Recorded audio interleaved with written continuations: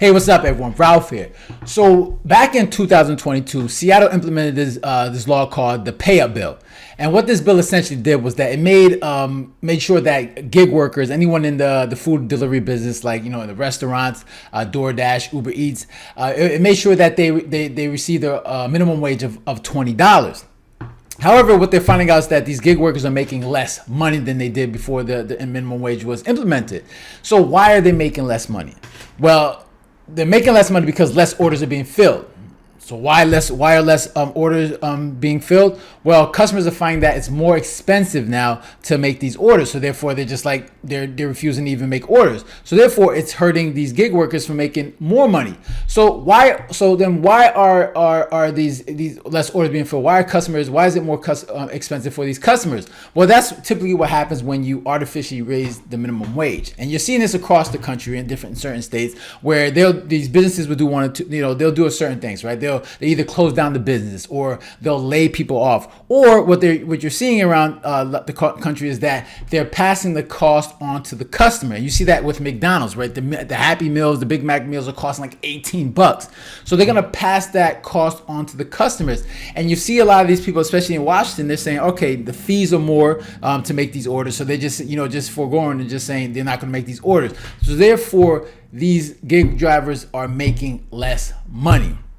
So now what they're trying to do is they're trying to scale back this minimum wage, right? They're trying to find a medium where they can increase the minimum wage where these gig workers can still make money. And this is the problem. A lot of people in this government are trying to find they want to artificially increase the minimum wage without having any idea what's the price point, what's the best way. And that's usually the best people that usually do that are the businesses, right? They're more efficient at doing that. I know a lot of people look at these businesses and they say they're not paying enough, but businesses are really good at figuring out what is that point where the business is running more efficient, where the people are making money and the business is making a profit.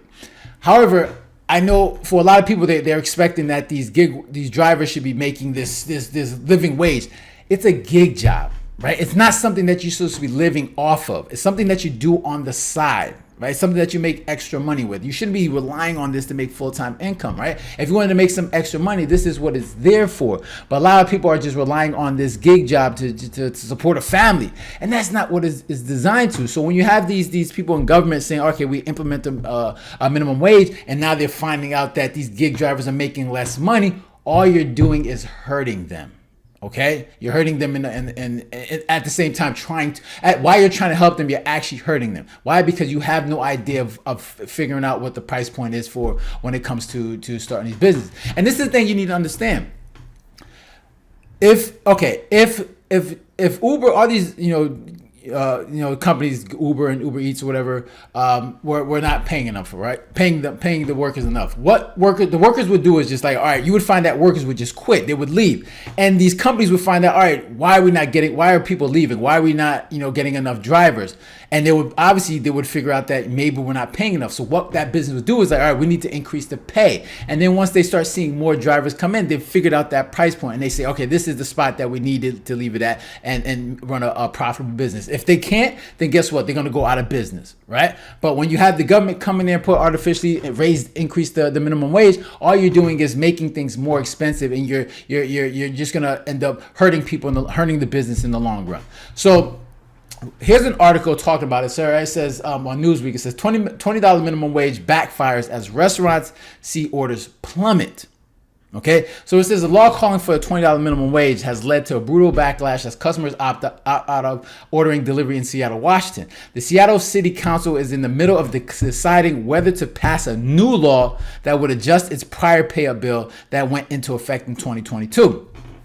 The pay-up law enforced the minimum wage for gig workers, which includes delivery drivers for local restaurants and platforms like Uber Eats and DoorDash. Under pay-up, delivery drivers made $26 per hour before accounting for mileage and tips. Under the new proposal, gig workers were provided a minimum wage of $19.97, which is Seattle's minimum wage, plus a per-mile minimum payment of 35 cents. However, this was many worried gig workers would go without a minimum wage. At the end of the day, the proposal is to return the industry to sub-minimum wages, which is why we oppose it, Daniel Alvarez said. Now it says the pay-up bill led to extra customer fees on app deliveries, which fostered a significant reduction in customer demand. But it was also said to protect delivery drivers who are forced to spend their own money on extra costs like gas and vehicle maintenance. This is how the gig works. Like, you know, it's like a contract job. Like you agree to, like you understand what the nature of the business is, right? No one's forcing you to do it. You're not required to go in at a certain time. You have certain hours.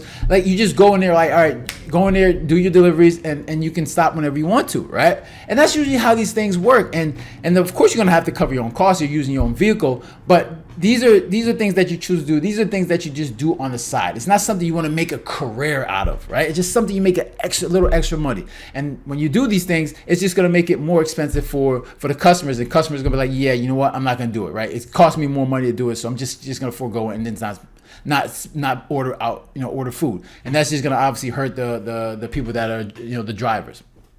So it says, under these revisions, drivers would be paid at a guaranteed hourly rate, although some advocates say when you factor any other expenses these gig workers face, it would ultimately present a negative effect to their overall pay. Alex Bean, a financial literacy instructor at the University of Tennessee, he said DoorDash said that the company experienced 300,000 fewer orders within Seattle in the past 3 months, likely related to the city's minimum wage guidelines and how they impacted consumer prices. All right, so it's painfully clear that from listening to Dashers, merchants, and consumers, that this new law simply isn't working. DoorDash said in a statement, as reported by Fox 13, the latest numbers show that the longer this law remains in place, the more harm it causes. The compromise proposal represented by Drive Forward that the City Council is considering is a promising step toward increasing affordability for customers and increasing millions in lost revenue for merchants and Dash in Seattle. Uber also said delivery orders had shifted down 30% in the weeks following the law passage. Protecting gig workers is important, finance expert Brian said, the founder, whatever. But the real world impacts have been pretty brutal for all sides so far. That's why the city council is now considering scaling back some of the wage requirements. The new law would be voted on by May 21st. The restaurants, employees, and customers alike are waiting to see how it would impact them financially. And the law could also face amendments before being passed. Now, I'm going to skip all this. Now, there's one part that I wanted to read.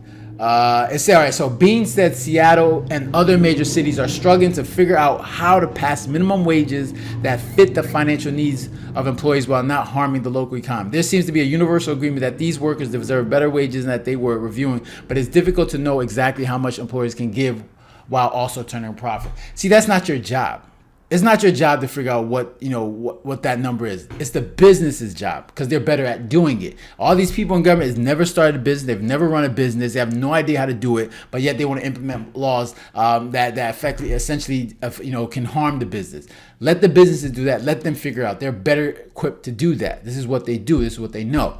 But when you put all these artificial laws, you're just gonna make things worse, right? And you're either gonna have businesses go out of business. You're gonna have people getting laid off. You're gonna get these workers making less money, and then now what? People are not working, unemployed, relying on government assistance, and that's not what we want. We want people producing, having jobs, and being able to make money for themselves. So we'll see it come May 21st. I'm sure that they'll figure it out. Obviously, they'll probably drop the minimum wage because it just makes no sense that these gig workers are making less money, right? That you're essentially just making it worse for them. So at the same time, while you're trying to help them, you made it worse. So those are my thoughts. I'm interested to hear your thoughts. Make sure to leave a comment down below. Hit the like button, share, and if you haven't done so already, make sure to subscribe. Right? So you guys take care and have a good one. Later.